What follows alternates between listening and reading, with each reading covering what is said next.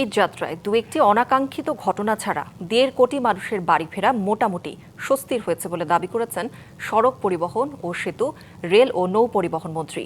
তবে অনাকাঙ্ক্ষিত ঘটনার জন্য দুঃখ প্রকাশ করেছেন তিনি। জানান, এবার দুর্ঘটনায় ১৭০ জন প্রাণ হারিয়েছেন। কিছু কিছু জায়গায় বিচ্যুতি ছিল, তো যার ফলে আগামীতে অল্প সময়ের মধ্যে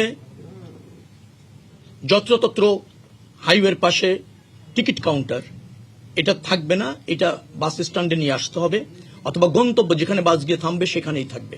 বিগত সময়ে সিন্ডিকেটের মাধ্যমে মালয়েশিয়ার শ্রমবাজার কুক্ষিগত করে ধ্বংসের হতে অবসরপ্রাপ্ত লেফটেন্যান্ট জেনারেল মাসুদ উদ্দিন সহ তার সহযোগীদের বিচারের দাবি জানিয়েছে বায়রার সিন্ডিকেট বিরোধী ঐক্যফ্রন্ট। সকালে জাতীয় প্রেস ক্লাবের সামনে মানববন্ধনে বায়রার সাবেক যুগ্ম মহাসচিব এম এ সালাম এই দাবি জানান। এ সময় অভিযোগ করা হয়, ১/১১-র অন্যতম কুশীলব মাসুদ উদ্দিনের নেতৃত্বেই আওয়ামী লীগ আমলে মালয়েশিয়ায় কর্মী পাঠানোর নামে অর্থ লুট ও পাচার করা হয়। এতে অসংখ্য যুবক ও তাদের পরিবার সর্বশান্ত হয়েছে বলেও অভিযোগ করা হয়।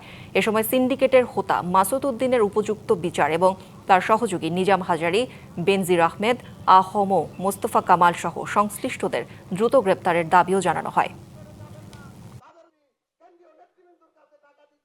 বাংলাদেশের সাধারণ শ্রমিকদের কাছ থেকে হাজার হাজার কোটি টাকা লুটপাট করে নিয়ে গেছে।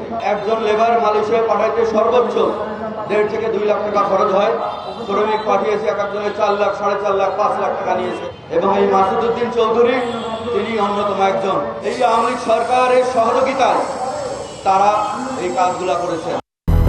২০০-র বেশি সার্ভিস ও ফিচারে লেনদেনের সব বিকাশ অ্যাপে সম্ভব।